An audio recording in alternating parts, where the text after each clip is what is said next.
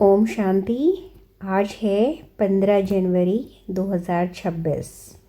आज के बाबा के महावाक्य हैं, मीठे बच्चे, तुम्हारे मुख से कभी भी हे ईश्वर, हे बाबा शब्द नहीं निकलना चाहिए। यह तो भक्ति मार्ग की प्रैक्टिस है। आज का प्रश्न है, तुम बच्चे सफ़ेद ड्रेस पसंद क्यों करते हो?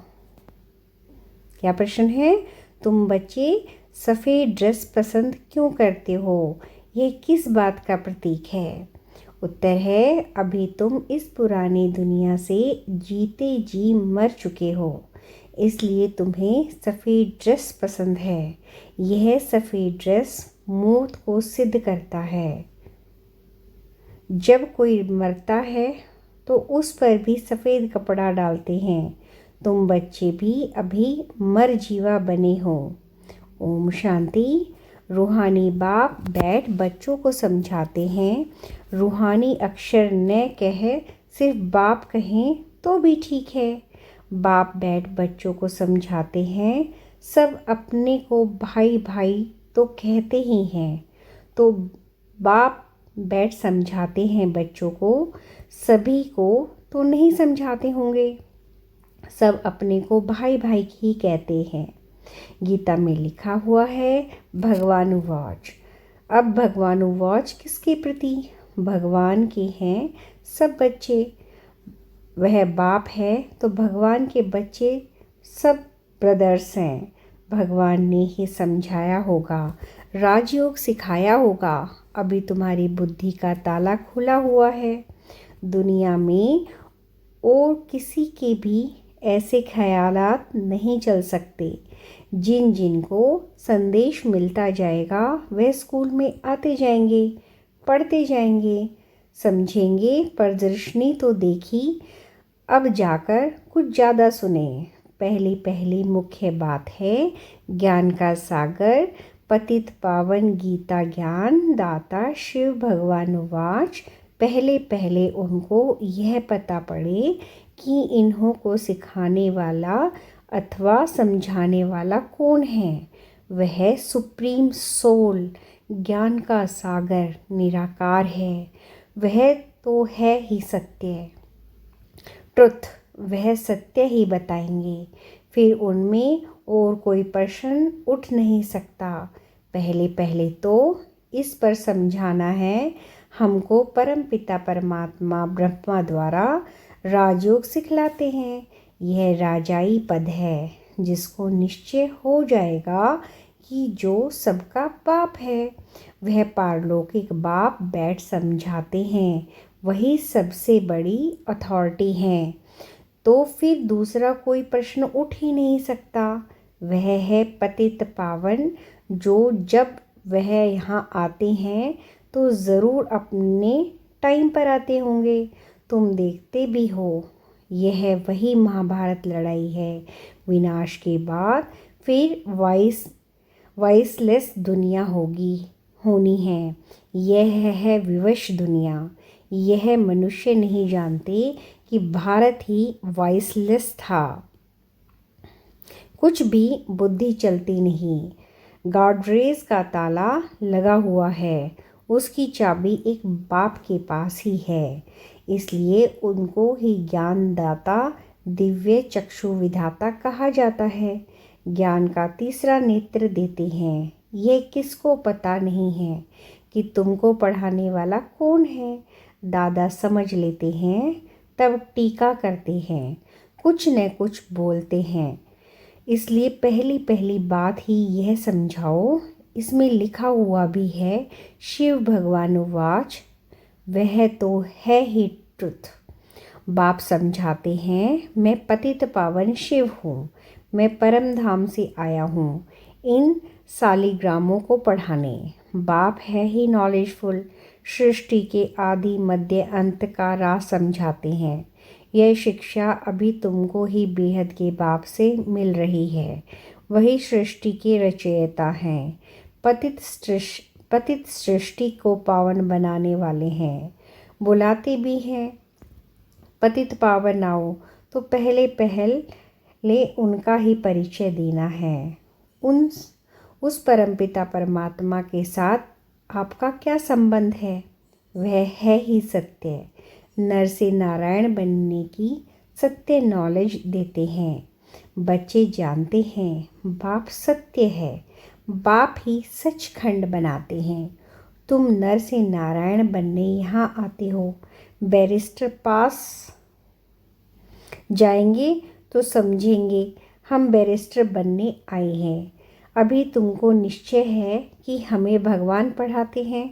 कई निश्चय करते भी हैं, फिर संशय बुद्धि हो जाते हैं तो उनको सब मनुष्य कहते हैं, तुम तो कहते थे भगवान पढ़ाते हैं, फिर भगवान को छोड़ क्यों आए हो? संशय आने से ही भागंती हो जाते हैं, कोई न कोई विकर्म करते हैं। भगवानुवाच काम महाशत्रु है, इन पर जीत पाने से ही तुम जगत जीत बनेंगे। जो पावन बनेंगे वही पावन दुनिया में चलेंगे। यहाँ है ही राजयोग की बात। तुम जाकर वहाँ राजाई करेंगे। बाकी जो भी आत्माएं हैं वह अपना हिसाब किताब चुकतू कर वापस अपने घर चली जाएगी। यह कयामत का समय है। अब यह बुद्धि कहती है सतयुग की स्थापना ज़रूर होनी है। पावन दुनिया सतयुग को कहा जाता है। बाकी यह मुक्ति धाम में चले जाएंगे। उनको फिर अपना पाठ रिपीट करना है। तुम भी अपना पुरुषार्थ करते रहते हो। पावन बन और पावन दुनिया का मालिक बनने के लिए। मालिक तो सब अपने को समझते हैं, समझेंगे ना। प्रजा भी मालिक है। अभी प्रजा भी कहती है ना हमारा भारत। बड़े ते बड़े मनुष्य सन्यासी आदि भी कहते हैं हमारा भारत। तुम समझते हो इस समय भारत में अभी नरकवासी हैं। अभी हम स्वर्गवासी बनने के लिए यह राजयोग सीख रहे हैं। सब तो स्वर्गवासी नहीं बनेंगे, यह अभी ज्ञान आया है। वो लोग जो सुनाते हैं, शास्त्र सुनाते हैं, वह है शास्त्रों की अथॉरिटी। बाप कहते हैं यह भक्ति मार्ग की वेद शास्त्र आदि सब पढ़ने से सीढ़ी नीचे उतरते जाते हैं। यह सब है भक्ति मार्ग। बाप कहते हैं जब भक्ति मार्ग पूरा होगा तभी मैं आऊँगा। मुझे ही आकर सब भक्तों को भक्ति का फल देना है। मेजॉरिटी तो भक्तों की है। सब पुकारते रहते हैं ना, हे गॉड फादर। भक्तों के मुख से ओ गॉड फादर, हे भगवान ज़रूर निकलेगा। अब भक्ति और ज्ञान में तो फ़र्क है। तुम्हारे मुख से कभी हे ईश्वर, हे भगवान यह अक्षर नहीं निकलेगा। मनुष्य को तो यह आधा कल्प ही प्रैक्टिस पड़ी हुई है। तुम जानते हो वह तो हमारा बाप है। तुमको है बाबा थोड़े ही करना है। बाप से तो तुमको वर्षा लेना है। पहले तो ये निश्चित है हम बाप से वर्षा लेते हैं। बाप बच्चों को वर्षा लेने का अधिकारी बनाते हैं। यह तो सच्चा बाप है ना। बाप जानते हैं ये हमारे बच्चे हैं जिन्हों को हम ज्ञान अमृत पिलाएं, ज्ञान चिंता पर बिठाएं, घोर नींद से जगाएं, स्वर्ग में ले जाता हूँ। बाप ने समझाया है आत्माएं वहाँ शांति धाम और सुख धाम में रहती हैं। सुख धाम को कहा जाता है वॉइसलेस वर्ल्ड। संपूर्ण निर्विकारी देवताएं हैं। संपूर्ण निर्विकारी देवताएं हैं ना, और वह है स्वीट होम। तुम जान गए हो कि हमारा होम वह है। हम एक्ट्रेस उस शांति धाम से आते हैं यहाँ पाठ बजाने। हम आत्माएं यहाँ के रहवासी नहीं हैं। वह एक्टर्स यहाँ के रहवासी होते हैं। सिर्फ घर से आकर ड्रेस बदलकर पाठ बजाते हैं। तुम तो समझते हो हमारा घर शांति धाम है। वहाँ हम फिर वापस जाते हैं जब सभी एक्टर स्टेज पर आ जाते हैं, तब फिर बाप आकर सभी को ले जाएंगे। इसलिए उनको लिबरेटर गाइड भी कहा जाता है। दुख हरता सुख हरता है, तो इतने सब मनुष्य कहाँ जाएंगे? विचार करो, पतित पावन को बुलाते हैं किस लिए? अपनी मौत के लिए? दुख की दुनिया में रहने नहीं चाहते हैं, इसलिए कहते हैं घर चलो। यह सब मुक्ति को ही मानने वाले हैं। भारत का प्राचीन राजयोग भी कितना मशहूर है। विलायत में भी जाते हैं प्राचीन राजयोग सिखाने। वास्तव में हठ योगी तो राजयोग जानते ही नहीं। उन्हों का योग ही राग है। इसलिए तुम जाकर सच्चा राजयोग सिखाना है। मनुष्य को सन्यासियों की कफनी देख उनको कितना मान देते हैं। बौद्ध धर्म में भी सन्यासियों को कफनी पहनी हुई देख उनको मानते हैं। सन्यासी तो बाद में होते हैं। बौद्ध धर्म में भी शुरू में कोई सन्यासी नहीं होते। जब पाप बढ़ता है तब सन्यास धर्म स्थापन होता है। शुरू में तो यह आत्माएं ऊपर से आती हैं, उनकी संख्या आती है। शुरू में सन्यास सिखलाकर क्या करेंगे? सन्यास होता है बाद में। यह भी यहाँ से कॉपी करते हैं।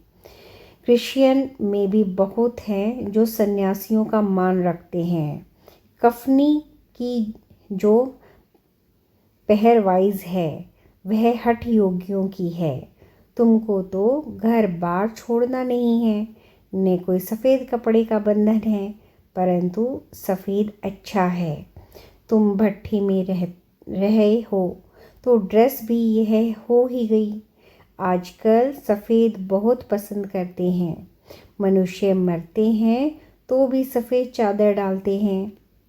तुम भी अभी मर जीवा बने हो तो सफ़ेद ड्रेस अच्छी है। तो पहले कोई को भी बाप का परिचय देना है। 2 बाप हैं। यह बातें समझने में टाइम लेते हैं। प्रदर्शनी में इतना समझ नहीं सकेंगे। सतयुग में होता है 1 बाप। इस समय तुमको 3 बाप हैं, क्योंकि भगवान आते हैं प्रजापति ब्रह्मा के तन में। वह भी तो बाप है सबका। लेकिन बाप भी है। अच्छा, अब तीनों बाप से ऊंच वर्षा किसका? निराकार बाप वर्षा कैसे दें? वे फिर देते हैं ब्रह्मा द्वारा। इस चित्र पर तुम बहुत अच्छी रीति समझा सकते हो। शिव बाबा निराकार है और यह है प्रजापिता ब्रह्मा आदि देव, ग्रेट ग्रेट ग्रैंडफादर। बाप कहते हैं मुझ शिव को तुम ग्रेट ग्रेट ग्रैंडफादर नहीं कहेंगे। मैं सभी का बाप हूँ। यह है प्रजापिता ब्रह्मा। तुम हो गए सब बहन भाई। भल स्त्री पुरुष हैं, परंतु बुद्धि से जानते हैं हम भाई बहन हैं। बाप से वर्षा लेते हैं। भाई बहन आकर में क्रिमिनल असॉल्ट कर ना सके। अगर कोई भी आपस में विकारी दृष्टि खींचती है तो फिर गिर पड़ते हैं, बाप को भूल जाते हैं। बाप कहते हैं तुम हमारा बच्चा बन फिर मुंह काला करते हो। बेहद का बाप बच्चों को बैठ समझाते हैं। तुमको यह नशा चढ़ा हुआ है, जानते हो। ग्रस्त व्यवहार में भी रहना है, लेकिन संबंधियों को भी मुंह देना है, तोड़ निभाना है। लेकिन बाप को तो तुम बाप कहेंगे ना, उनको तो तुम भाई नहीं कह सकते हो। ऑर्डिनरी में वे बाप को बाप ही कहेंगे। बुद्धि में है यह हमारा लौकिक बाप है। ज्ञान तो है ना, यह ज्ञान बड़ा विचित्र है। आजकल करके नाम भी लेते हैं, परंतु कोई विजिटर आदि बाहर के आदमी के सामने भाई कह दो तो वह समझेंगे इसका माथा खराब हुआ।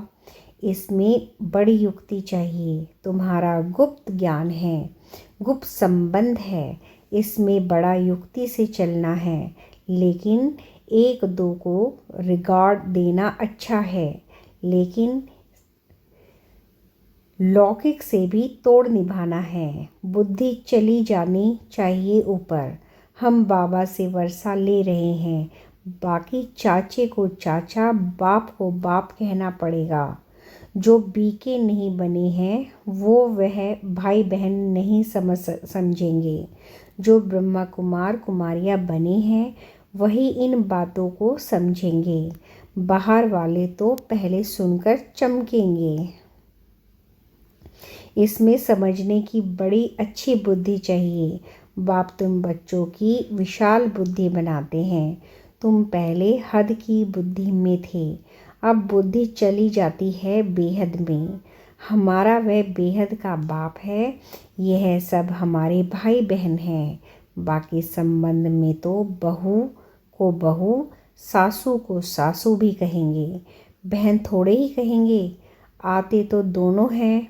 घर में रहते भी बड़ी युक्ति से चलना होगा। लोक संग्रह को भी देखना पड़ता है, नहीं तो वह लोग कहेंगे यह पति को भाई, सासू को बहन कह देते, ये क्या सिखाते हैं। यह ज्ञान की बातें तो तुम ही जानो और न जाने कोई। कहते हैं ना, तुम्हारी गति मति तुम ही जानो। अब तुम उसके बच्चे बने हो तो तुम्हारी गति मत तुम ही जानो। बड़ा संभल कर चलना पड़ता है। कहाँ कोई मुझे नहीं। तो प्रदर्शनी में भी तुम बच्चों को पहले पहले यह समझना है कि हमको पढ़ाने वाला भगवान है। अब बताओ वह कौन है, निराकार शिव या कृष्ण? कौन है? निराकार शिव है या श्री कृष्ण? शिव जयंती के बाद फिर आती है श्री कृष्ण जयंती, क्योंकि बाप राजयोग सिखलाते हैं। बच्चों की बुद्धि में आया ना, जब तक शिव परमात्मा न आए शिव जयंती मना न सके। जब तक शिव आकर कृष्णपुरी स्थापना न करे तो श्री कृष्ण जयंती भी कैसे मनाई जाए। श्री कृष्ण का जन्म तो मनाते हैं, परंतु समझ से थोड़े ही हैं। श्री कृष्ण प्रिंस था तो ज़रूर सतयुग में प्रिंस होगा ना। देवी देवताओं की राजधानी होगी। सिर्फ एक श्री कृष्ण को तो बादशाही नहीं मिली होगी, ज़रूर कृष्णपुरी होगी ना। कहते भी हैं कृष्णपुरी, और यह है कंसपुरी। कंसपुरी खत्म हुई, फिर कृष्णपुरी स्थापना हुई ना। होती भारत में ही है, नई दुनिया में थोड़े ही ये कंस आदि हो सकते हैं। कंसपुरी कहा जाता है कलयुग को। यहाँ तो देखो कितने मनुष्य हैं। सतयुग में थोड़े होते हैं। देवताओं में कोई लड़ाई नहीं की। कृष्णपुरी कहो अथवा विष्णुपुरी कहो, देवी संप्रदाय कहो, आसुरी संप्रदाय यहाँ है। बाकी न देवताओं और असुरों की लड़ाई हुई, न कौरवों पांडवों की हुई है। तुम रावण पर जीत पाते हो। बाप कहते हैं इन 5 विकारों पर जीत पहनो तो तुम जगत जीत बन जाएंगे। इसमें कोई लड़ना नहीं है। लड़ने का नाम ले तो हिंसा हो जाए। रावण पर जीत पानी है, परंतु नॉन वायलेंस से। सिर्फ बाप को याद करने से हमारे विक्रम विनाश होते हैं। लड़ाई आदि की कोई बात नहीं। बाप कहते हैं तुम तमो प्रधान बन गए हो, अब फिर तुमको सतो प्रधान बनना है। भारत का प्राचीन राजयोग मशहूर है। बाप कहते हैं मेरे साथ बुद्धि का योग लगाओ तो तुम्हारे पाप भस्म हो जाएंगे। बाप पतित पावन हैं तो उनसे बुद्धि योग लगाना है, तब तुम पतित से पावन बन जाएंगे। अब प्रैक्टिकल में तुम उनके साथ योग लगा रहे हो। इसमें लड़ाई की कोई बात नहीं है। जो अच्छी रीति पढ़ेंगे और बाप के साथ योग लगाएंगे वही बाप से वर्षा पाएंगे। अच्छा, मीठी मीठी सिकी लदे बच्चों प्रति माता पिता बाप दादा का याद प्यार और गुड मॉर्निंग। रूहानी बाप की रूहानी बच्चों को नमस्ते। रूहानी बच्चों की रूहानी बाप दादा को नमस्ते। शुक्रिया बाबा, शुक्रिया। धारणा के लिए मुख्य सार हैं। नंबर 1, भाई भाई की दृष्टि का अभ्यास करते हुए लौकिक बंधनों से तोड़ निभाना है। बड़ी युक्ति से चलना है। विकारी दृष्टि बिल्कुल नहीं जानी चाहिए।